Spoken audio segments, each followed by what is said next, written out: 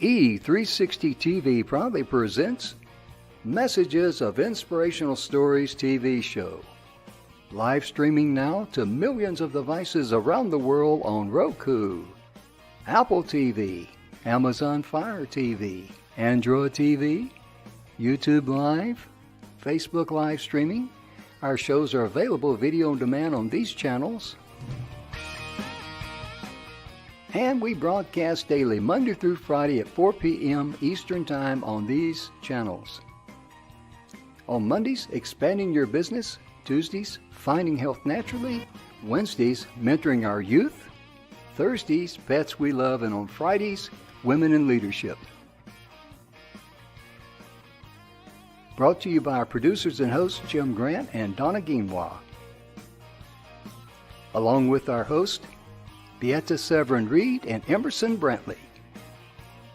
Supported by our admin team of Michaela Vidal and Gaia Guinois Balconi Weda.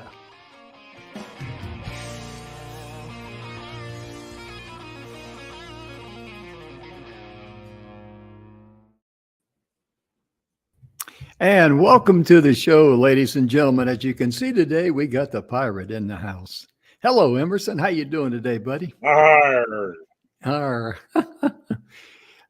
We're so glad that you tuned in today. We're so glad you're watching the show. We're going to be talking about mentoring Well, I'm our glad youth. to be here. Oh, yes, sir. I know you are. We're glad you're here. You don't know how glad I am to be here, Jim. Oh, I think I do. Yeah, probably of all the people, you probably do know how glad I am to be here. Amen. Ladies and gentlemen, our show is brought to you by the 6-Minute Webinar and the good guys at the 6minutewebinar.com. And I'm going to be displaying their marquee there. We're also brought to you by the 7 Levels of Truth by Mr. Bill Heinrich. I will be displaying his marquee there. And Mr. Bill's got a wonderful book. He talks about how you can find joy and happiness and peace and love in your life. And I mean, we all need an abundance of that. But Emerson, today we're going to be talking about mentoring our youth. My goodness gracious, that is so important. The youths, Your Honor. Yeah, I hear you. By the way, before we get started, I'd like for you to share with the audience out there, if you would, sir, how the pirate hat came into play. That's his trademark, his signature trademark. Yes, indeed. Well, you see there, Jimmy, every year I've been on a ship called the Marketer's Cruise, where they have 300 to 500 marketers from all over the world. Mm-hmm. And it's run by a man named Captain Lou. Well, the very first year that I went, because every year they have a special party. The first year that we went, my wife and we went as pirates because we had been cruise captains with a cruising club. Is that right? Here where I live. And we actually won, I think, 3rd or 4th place. But the next day, everybody was seeing me in the hall going, you were the pirate. Arr, ahoy there, matey, and things like that. And I thought, okay, this is fun. So I wore it the rest of the cruise. Mm-hmm. But it wasn't until a year later, Jim, standing in the lobby of the Eden Rock Hotel in Miami, which was the cruise hotel that year. Mm-hmm. And I had 3 people come up while I was in the lobby, while I was registering, and say, "Hey, it's a pirate. Ahoy there, arg." And I didn't even have my hat on. "Where's your hat?" Really? Yeah. Wow. And that's when it clicked for this marketing genius, something that I had not considered was what I call accidental branding. Mm-hmm. And those of you who have been around for a wee bit might remember when they first came out with iPods, they ran ads. People began seeing them on TV shows with the white wires coming out of the ears. And within 5 or 6 months, they ran ads all over the country on buses and billboards and online. And all they had were these silhouettes of people with 2 white wires coming out. And some of them didn't even say Apple or iPod or anything. That was accidental branding. Wow. And that's what this is. Now, Mm. the hat has taken on all sorts of new purposes and reasons. Mhm. In a group of several hundred people, they give you 30 seconds on one of the days just to introduce yourself, why Mhm. you're there, the kind of business that you do, and the kind of clients you're looking for, and the Mhm. page that you're on in the directory. Mhm. So with my 30 seconds, I get to stand out in that lineup and say, you can find me on page 35 or whatever it is, or just look for me hat. And I had people come up to me for the entire week saying, I saw you across the room. I saw your hat. Mhm. Yeah. Everyone says I should talk to the pirate. Mhm. And Yeah, I so it's tell you. become that accidental branding. And so often, I'll just take this a step further here. So often, we don't realize how those little things, as W. Clement Stone said in one of his books, little hinges swing the big Open big doors. doors. Yes, he sure Right? did. Yeah. Little hinges swing big doors. And over the years, as I've spoken all over the country, Mhm. in 34 countries for that matter, but all over the country, I'll have people who come up to me if I don't have on the hat, totally different events. Mhm. Where's the And hat? where'd you? Or I've started wearing the hat, and when you go online and look up Mm. videos I've done, you'll see some of them with me with the hat. Oh, yeah. But I literally, I have a 7-foot banner that any time that I've spoken, Mhm. they always have that, usually outside the room or in the room, and I literally have stood 10 feet away from that banner talking to people face to face, and the banner does not have my hat on it. Mhm. Okay, Mhm. and then looking around my shoulder and, oh, that's you. That's you. Where's the hat? So it's become accidental branding where if I Mhm. don't wear it, people are asking where it's at. And even if I don't wear it, they'll be coming up and going, ahoy there, matey, and arg, and all of that. Oh, So yeah. all it is, it's just a little connection to help people remember. Mhm. And I used to describe it this way, but nobody has lights with a string on them anymore. But it's like just this little string that you hang it on Mhm. that people will always remember it. Oh, yeah. And so that's what Mhm. the hat is. You can And you're always find me also by my hat. and Emerson, you're also a board member of the U.S. Green Chamber of I Commerce. am. And you've done quite a few things in your life. We're so honored to have you as a host here with us and to work with us. And we're going to be talking about mentoring our youth. My goodness gracious, that is huge, isn't it?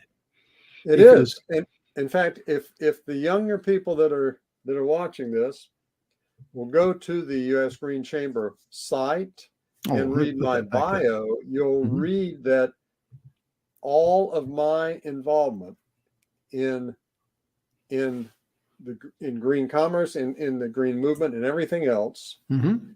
began when I was just a teenager at Really? the Environmental Coordinating Office here where I live. And on the very first Earth Day, I was involved in a tree planting for the very first Earth Day. Hmm. And but you can find that little under the if you knew me well kind of thing, that Yeah. little niche of the story Oh, there on yeah. the site. I don't even have that story on my own website, web3direct.com, Yeah. but on the Absolutely. usgreenchamber.com, Mhm. you have that little piece of the story. Oh, yeah. That's really amazing because I've known you from quite some time. And I really, ladies and gentlemen, I really didn't know all of the things that Emerson has done because he's very, very modest. And he's the kind of person that, how long have I known you before? It was just here within the last 6 months or so that I found out that you are a board member of the U.S. Green Chamber of Commerce. I mean, how long have you been on there? And I've known you for 6, 7 years or 5, 6 so. years, maybe 7 years. Yeah. I started as an associate member, or uh, and about a year later, they asked me if I'd be a full board member on the Hmm. governing board of it. That was quite an honor to be asked, wasn't it? Yeah, it's a good purpose. You know, a lot of people get crazy about, we hear all sorts of people slinging terms around, tree huggers and things like that. But you know what, Jim? To have a business that's not sustainable, that doesn't make any sense. And if you want to be sustainable, then you want to be sustainable on every level, right? And part of those levels are, how are you a good citizen? Are you taking care of the community and the world that you live in? Or are you, throwing stuff away, disposing of stuff, not treating the people that work in the community with, it's like people, planet, profits. That is what it's about. It's not about tree hugging. It's about doing what's best for the people that work for you. And that's in your company and out of your company, by the way. Doing your best for the people, doing your best for the planet, so that the children and grandchildren of everybody working with you will have a better future. And looking after the profits of your company in a way that is sustainable, so that you're able to continue that on and on and on. Sure. I understand. And that's also a good foundation, find something that you're passionate about and share that with young people, because young people really do want to get involved in your life. Because I think each and every one of us can look back in the rearview mirror of our pathway of life, and we could think about special individuals in our life who added a contribution to our lives to make us a better person. And mentors are some of the best mentors I've ever had have been non-relatives, to be honest with you. I've had some good, my dad and mom were excellent, of course, but whenever a child has a tendency to really, or a young person wants to really open up to someone else outside the house and really connect with that person. And when it comes to teenagers, my goodness gracious, helping young people interpret and managing the challenges they will face in life, including their relationship with their peers as well as their parents. Because a lot of times the mentor can reach out and touch a young person's life where the parent or any other family member cannot. It's all in how safe do you feel? How safe do you feel in talking with somebody? And safety, that can be a trigger word for some people, but the thing is, maybe your parents are safe, but you may not want to talk directly with them about some things. And as parents, and I have 3 daughters, I have 4 granddaughters and a grandson. I mean, I recognize there are times and places where that conversation feels, and feeling is everything, right, Jim? It sure is. It doesn't matter. It doesn't matter how much you know. No, it matters how much you care. And it doesn't matter how much you think it's right. It's how much you feel it's right. When a nuclear scientist sees the red light flashing on the wall, that nuclear scientist at the nuclear plant isn't going to push that button that they've got to push unless they feel it's the right thing to do. And there you're you not going to ever buy anything unless you feel it's the right thing to do. And your children are not going to ever have a conversation with you unless they feel that sense of safety for themselves. And it's not about you. It is not about you. It's about them. Right. So mentors give them an opportunity to have another voice, another person in their life. That they can have those conversations with. It may be a teacher. It may be with brothers and sisters, organizations. It may be a church leader or a counselor. But somebody that they can experiment those conversations with in a non-judgmental way. Yeah. And so And often, Jim, as parents, we feel like we have to tell them the answers. Yeah. Isn't that the right? truth? And tell them you need to, you should, and things like that. And a good mentor gives them the chance to pull that out of themselves. Yeah. And for them to see it revealed for themselves in their life. Yeah. Does that make sense? I mean, that's... Oh, yeah, it really does. And we've got a little video. Would you like me to play the video? Oh, yeah, show that. It's a great video. Great video.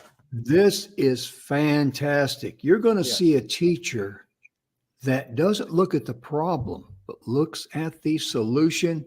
And we just had to download this, and be sure and visit the man's site there.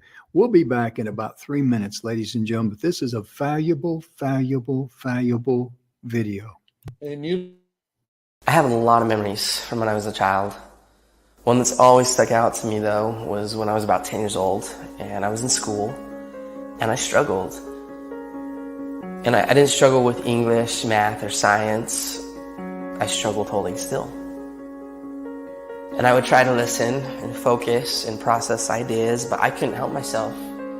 And to be honest, I would sit there and then I would just start tapping. And the students in the class would look at me and they'd say, "Hey, stop tapping." A lot of the time, I didn't even realize I was doing it. And then eventually even the teachers got after me and they would yell at me and they'd say, "Clint, you have to stop tapping." It got so bad that I got sent to the principal's office for tapping. And he said to me, "Okay, maybe when you go back to class, just try sitting on your hands." And so I did. I went back to class, and when I felt myself starting to tap, I did this. I sat on my hands. And that worked for about 5 seconds. One time I was tapping in class, and my teacher, Mr. Jensen, he looked at me and he yelled.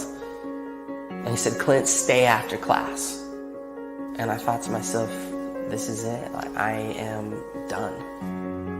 Now, I've always been the type of person that believes that a single moment in time can change a person's life. And this was one of those moments for me. And I will never forget it. And so I was sitting there with Mr. Jensen and an empty classroom. And he walked past me and he sat next to his desk and he said, "Clint, come here. I want to talk to you."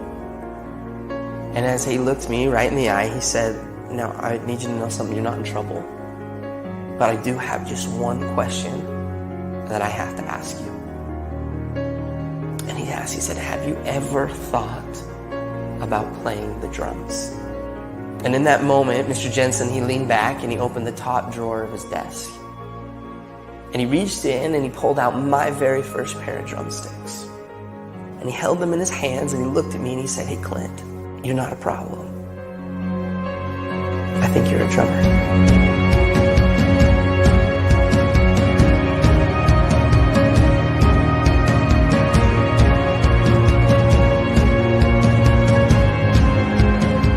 From that moment on, I've never put those sticks down. I've toured, recorded, and played drums all over the world. My whole college education was paid for with drumsticks in my hand. Just because of a single moment in time when somebody believed in me and he saw something in me that I didn't even see within myself. And from that moment, I learned that there's a difference between being the best in the world and being the best for the world.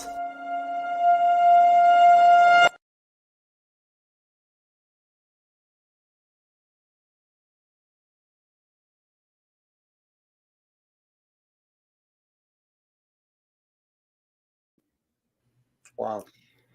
That's an amazing, amazing video. We just had to share that with you folks. It's very, very powerful. What I love about that was that teacher wanted him to stay after school, and the kid thought, okay, I'm in trouble again, but he wanted a personal, private time with him. Yeah. And he saw something in him. And that's a wonderful, wonderful video. Please visit Clint's website there. And, my goodness gracious, we're just so honored to be able to share that with you folks out there in TV land. Emerson, what are some of the things that just kind of like impressed you about that video? Or what'd you get from it? Here was somebody. He was a teacher, but he was somebody, and he didn't look at something as a problem. He looked at it as an open door into this young guy's life. I had a similar experience, Jim, and you and I have talked about. I was a children's pastor for almost 5 years, so I had hundreds and hundreds of kids who came through my children's church. But my own middle daughter, she was a challenge. She was always pushing the envelope. Any of you who are parents, you know what I mean. She was pushing the envelope. And so we lived on the intercoastal waterway, and they weren't supposed to have any kids there, especially boys, when we weren't there. And there was a time period. There was about a 30 or 45-minute time period in the afternoon where they would get home before we did. And a lot of parents have those issues, of timing. And I got home and there were two boys out there on the dock, and they were playing around and fishing, throwing rocks in the water like little boys do. And I was just livid, Jim. I was livid. And it was just days before her 10th birthday. Oh, wow. And you know what I did?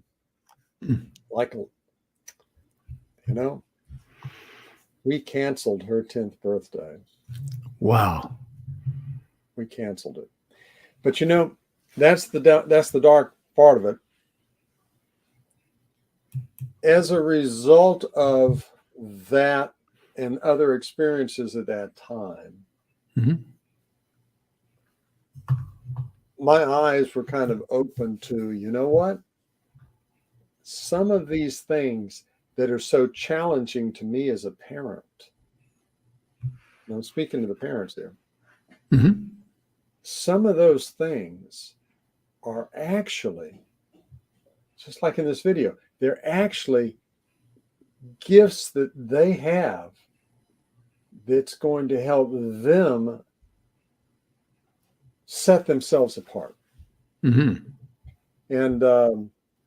I've told her many times over the years, and I've told her in front of her two sisters, you taught me how to be a dad. Wow. You taught me how to be a dad, how to guide and not crush. That's so critical.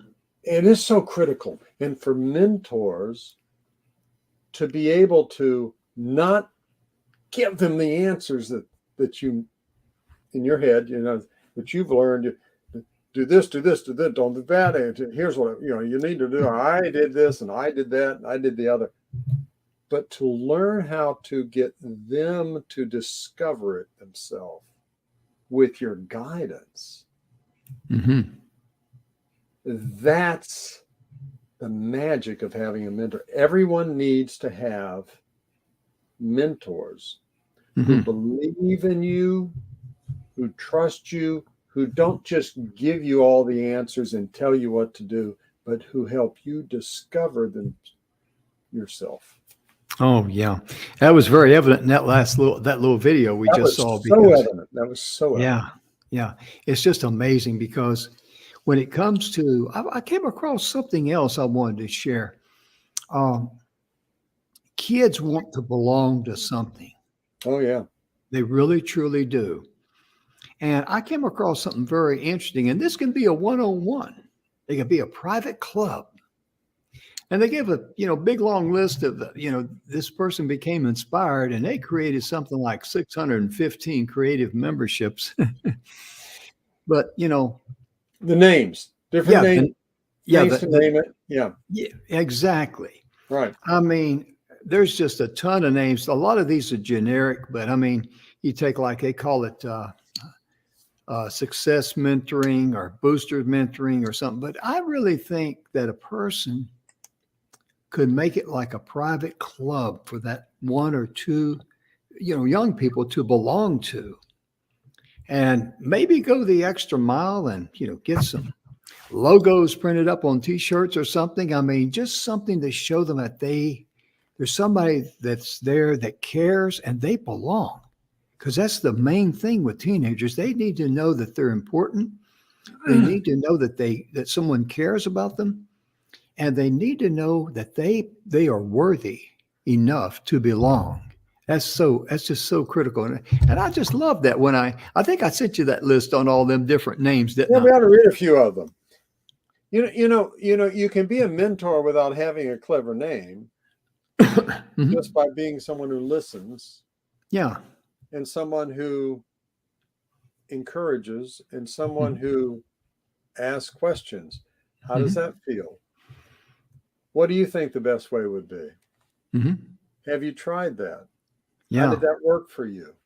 And giving them the chance, and listening, giving them the chance to process and share their ideas. And oh, Jim, this is so important. And not being judgmental about them. Huge. As you know, there's this. As you know, you've met. There's a 17-year-old that I've been doing some work with him and his family. He's a very brilliant young guy. And the thing is, I can tell him what to do. I can, give them, all the wealth of knowledge that I have, all this wisdom, right?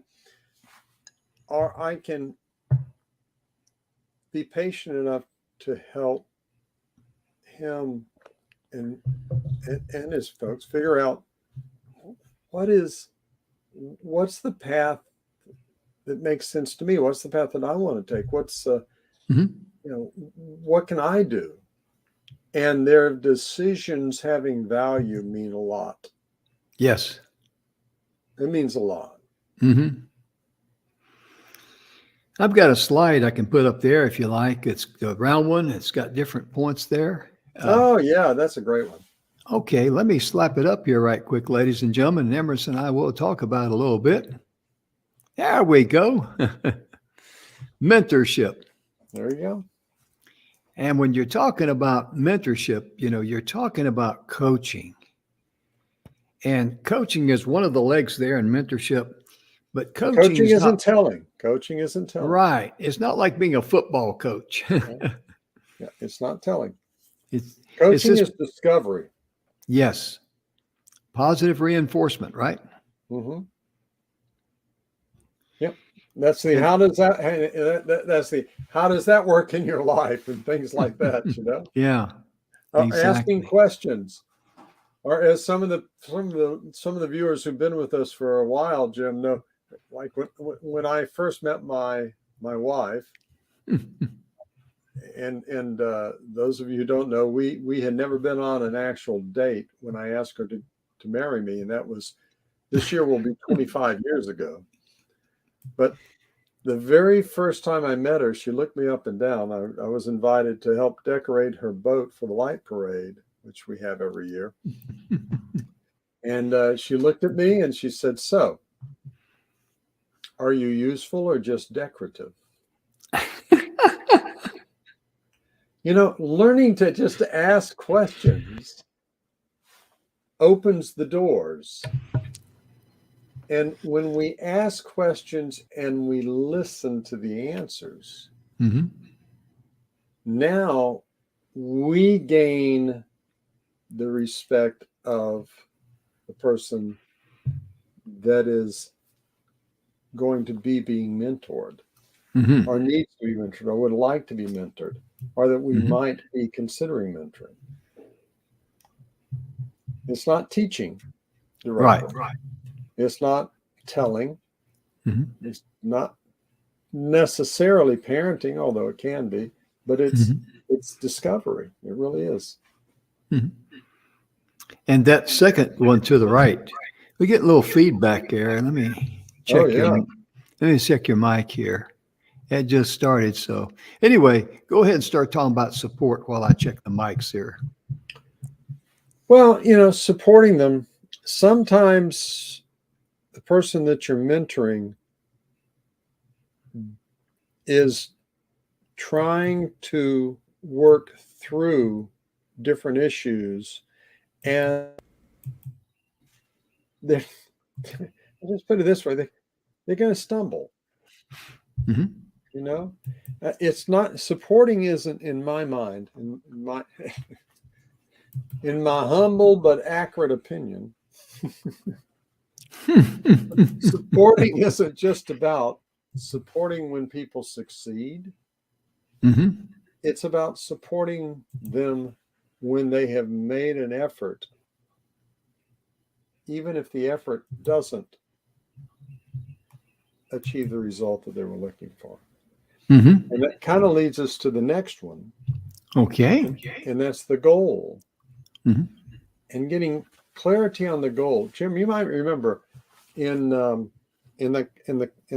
class that you took with me, Mm-hmm. on marketing and copywriting and public relations and all that, I started out by saying you start with the why. Mm-hmm. Now, if you're in business, I hate to tell you this, but your why is a whole lot less important. It matters that you get up in the morning and know what your why is, but 95% of the why that really matters in marketing and a business Mm-hmm. is understanding the why of the people that you want to have as your ideal clients and customers. So when we are talking about goal, what we're really talking about is what's the driver? What is it that really energizes? What is it that gets them going? What is it that gets them excited?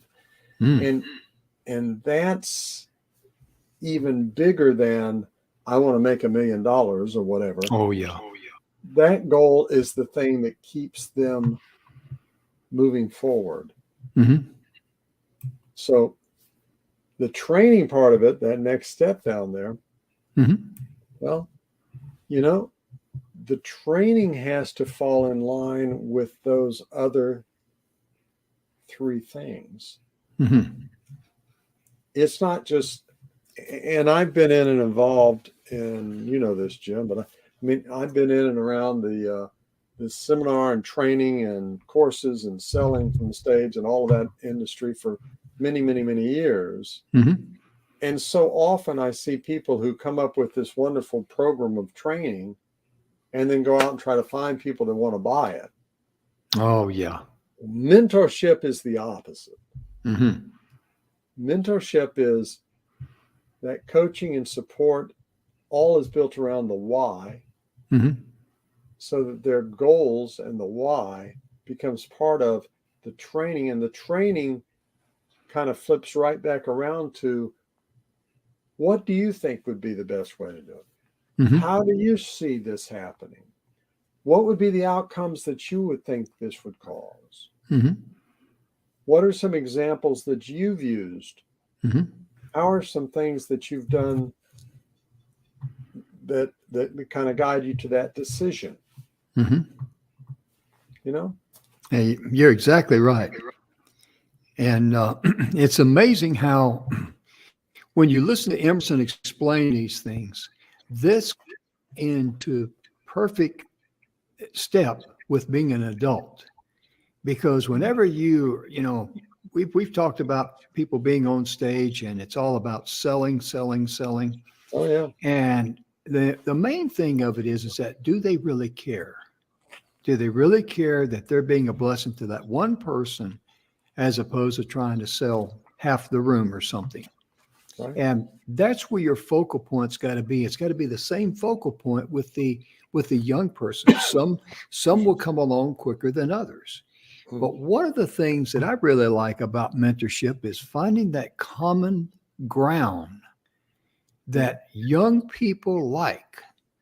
It may be, you know, doing some games. It may be, you know, playing some type of a sport.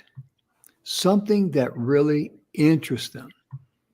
And I remember one time when I was an instructor in the military, I had a sergeant in there, and he was taking the course, and he was 4 or 5 tiers above in his education of what I was covering. And I could tell he was getting kind of bored naturally. Be like similar to teaching, having a certified mechanic come into your class, and you're teaching them how to pull out the dipstick, wipe it off, and put it back in and check the oil level. That's a pretty good analogy. And so I told him, I said, first break, I said, listen, you've got a lot of experience, and I don't want you to sit there and just, me bore you to death. I would like to appoint you as an assistant instructor, and you will walk around behind the students in the class. We had about 35 students in there. And I says, make sure no one is hung up on something. And he just lit up like a light bulb, because I gave him a reason to be appreciated for who he was. That's a principle in life, and that's applicable to even a young person. It really is. They got to know that what they bring to the party is truly respected, truly safe, and it's a very safe environment, and actually you respect them. And I just wanted to share that. I don't know if that's as good an analogy as what you always had there, Emerson, because you're that pirate hat. I think it makes you smarter than me. People don't care how much you know until they know how much you care. That's the bottom line. That is. Mm-hmm. They don't care how much you know Mm-hmm. until they know how much you care. And where do we get to here on our circle? Well, I think we're down to motivation. Yes, sir. We need some motivation here. Well, a lot of the things that we're talking about, Jim, are things that do motivate. Encouragement is something that motivates. Mm-hmm. If the other things aren't in place, then motivation just becomes some list of Some exercise. sayings and truisms, and if it is to be, it's up to me kind of stuff. Mm-hmm.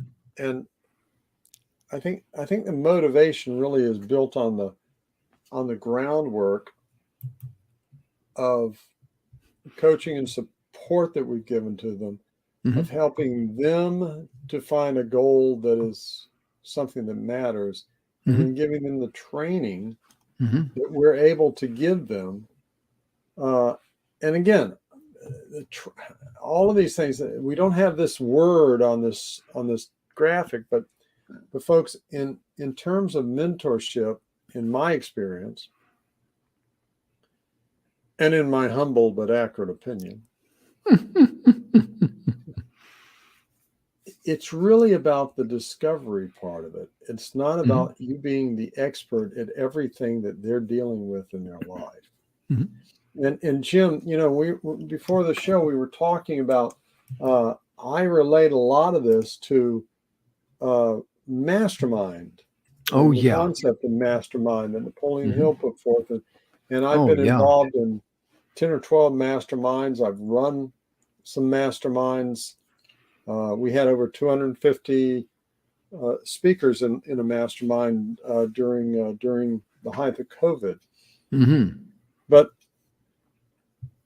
a lot of people. We also had somebody who had a big following of people, and he had gone in and done training and setting up office systems and stuff for companies and things like that over the years.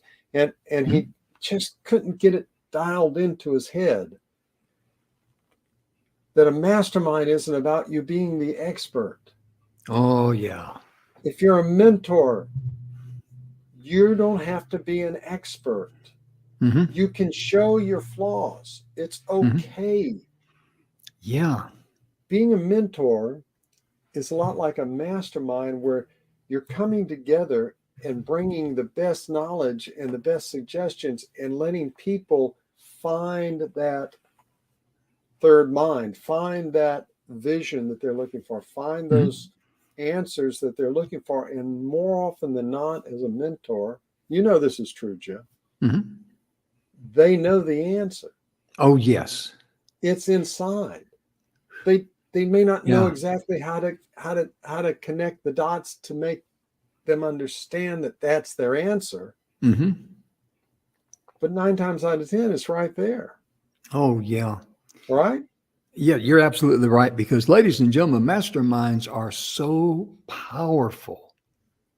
And to explain it in just down-to-earth, simple terms, if you have a 2-cell battery flashlight, you turn the light on, it gets so bright. But if you're able to put on a longer sleeve on the flashlight and put in maybe 3 or 4 more batteries, whatever it holds, and then you turn it on, that light gets a lot brighter.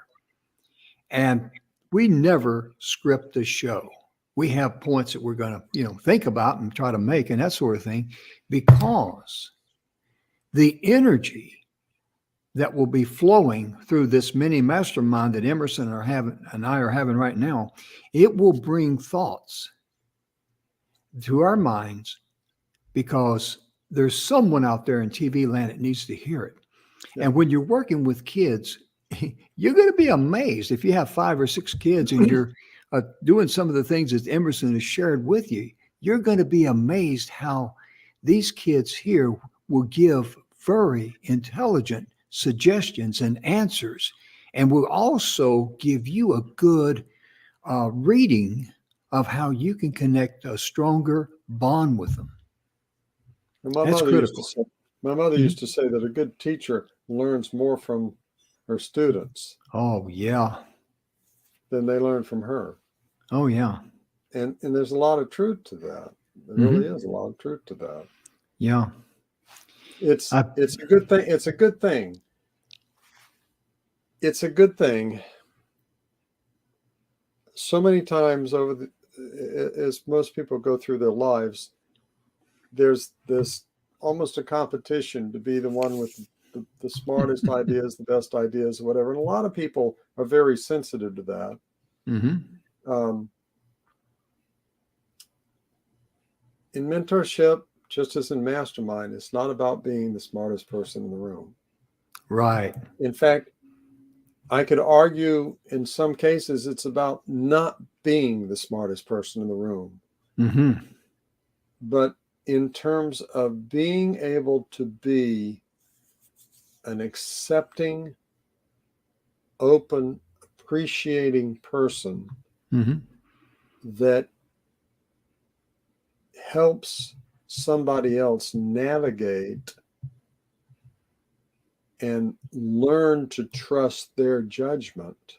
And when they make a mistake, being able to be there, not just to pick them up, but being able to be there to help them move beyond that mistake and learn from it. Absolutely. I remember we were talking about mentoring youth on a previous show, and Emerson, I think it was you that made the comment, when you go in there, try to be the best listener in the group. Yeah. And that really made an impression on me, and I really appreciate that. Yeah, and I'm going to go back to masterminds. Okay, sure. And in a show like this, it's just you and me talking, and so it's a little bit different, environment.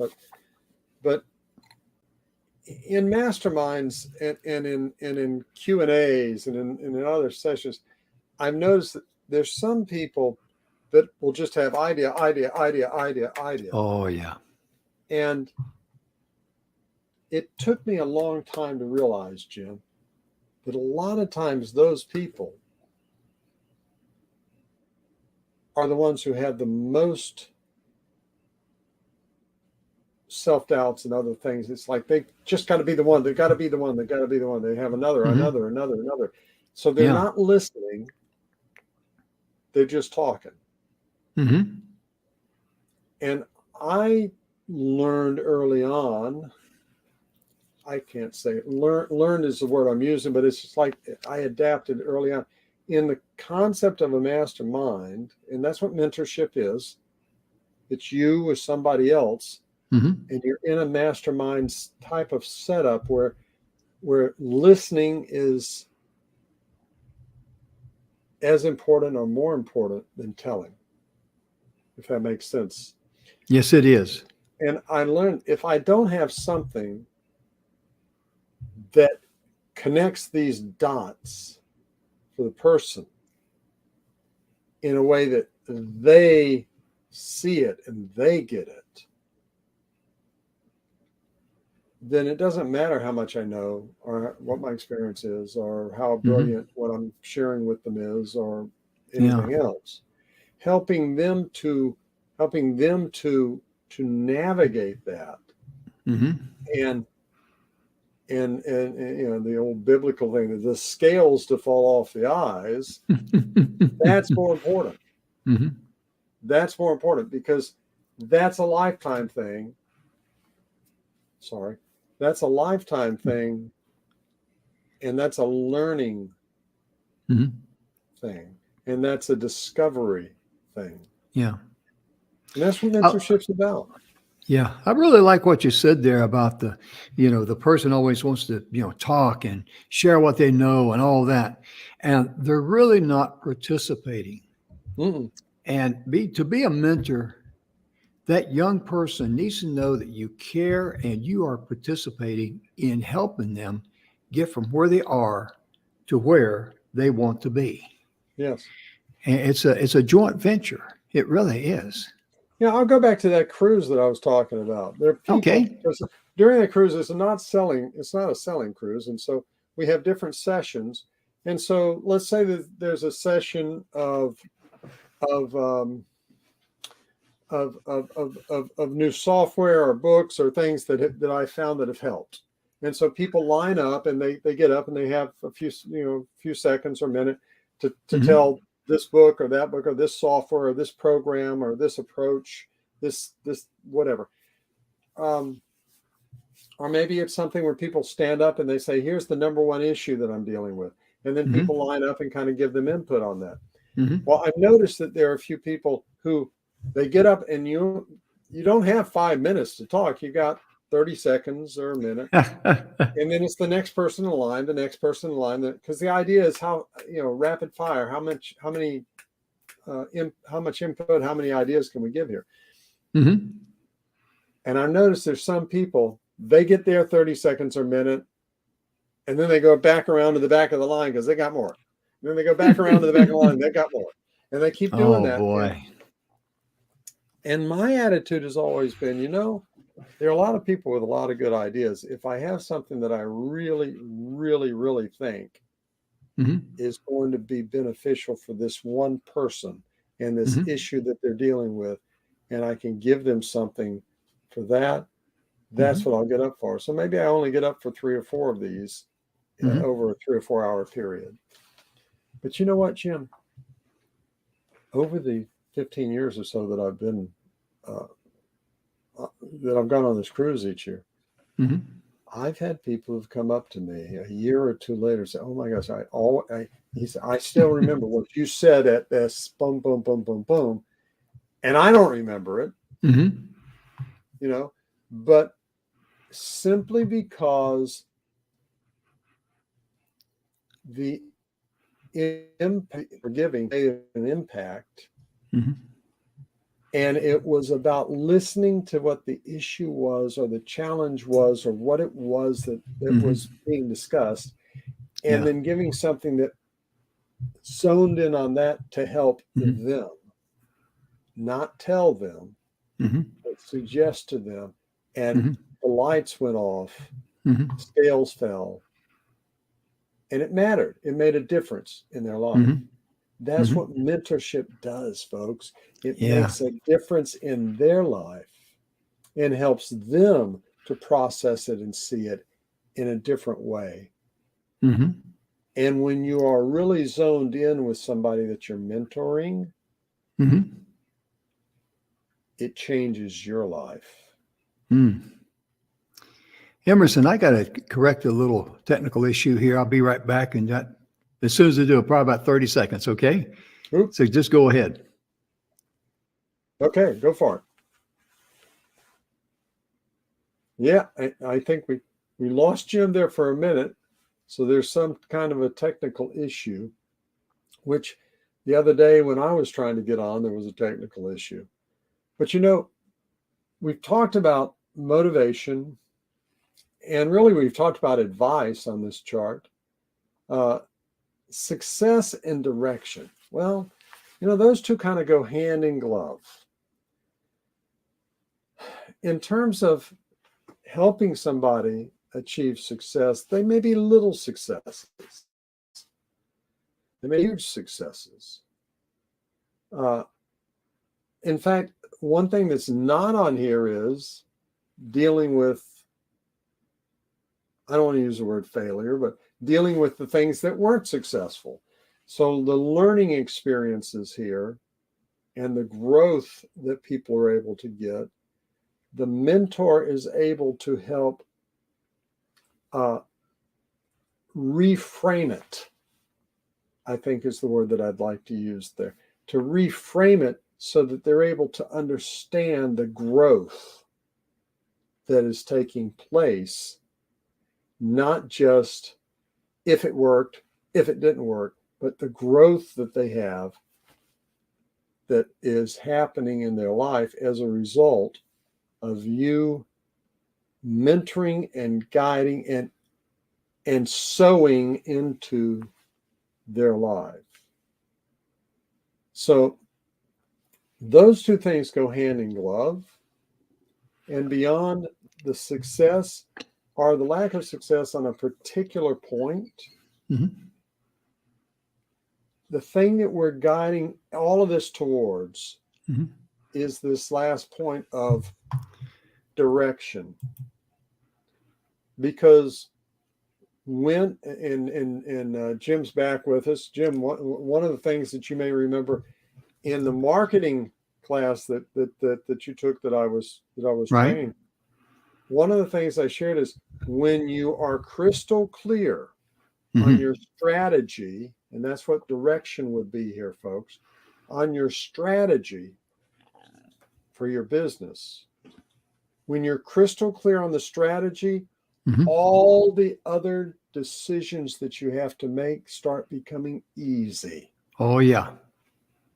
And in this graphic that we have, that direction, as you're mentoring somebody, helping them to get clarity on their direction, makes all of the other things that they have to decide and do and act all of a sudden become crystal clear. That is so true. And I'm glad you brought that out because, yeah, that was one of the things you really stressed in that class. And it was just, it just really cleaned out the cobwebs in between the ears. Because a lot of times the cobwebs in our mind, it collects all this clutter up there that we don't need. And the truth. Oh, yeah. We got about 2 minutes left, Emerson. Did we get everything covered on the chart there or just about or pretty much? I think we did. Mentoring somebody, there's a great organization, Boys and Girls Clubs. Oh, yes. Isn't that the one? And you can have Big Brother. Big Brother. Big Brother and Big Sisters. They're an organization that is completely organized around the idea of you dedicating the time to mentor somebody that needs that person in their life. And I don't have any direct connection with the organization other than people that I've known that are in it, but it is a phenomenal group that is totally focused on dedicating time to being a mentor, sowing into somebody else's life. Amen. And ladies and gentlemen, I just so glad that you're with us today. And Emerson, so glad that you're here with us. And, it's we just like to say out there in TV land, if you know someone that's a good mentor and they'd like to share their story with us here on TV, please, all you got to do is just email us here at the TV station, inspiration@e360tv.com. our staff will get it and we will get in touch with them. And we would love to have people up here sharing their stories about how they made a difference, and also share how that difference improved their life. Because And when you give, yeah. And we may Yeah. just include you in the upcoming book that's going to be coming out. Oh, is there an upcoming book coming out? We may just include them in an upcoming chapter in the upcoming book. There you go. Yeah, there Yeah. is a book coming out. We're not going to share anything there now, but it's coming out. That's Mom's for sure. word. Yeah, mum's a word. But yes, we would be honored, truly honored, to have, someone. It might be you or someone you know. It could be a teacher who has went the extra mile, and you'd say, "I want you to get some recognition. There you go. I want you to be able to tell your story." And ladies and gentlemen, we're totally out of the time. They're about ready to yank the plug on us. But thank you so very much for being with Emerson and myself today. We sincerely hope that the information we shared with you will bless you and bless the young people in your life. And please get encouraged to reach out to just one kid or one teenager and try and make a difference in their life, because 100% of the time, you are going to improve your life and you're going to be blessed too. Emerson, any final thoughts before we sign off?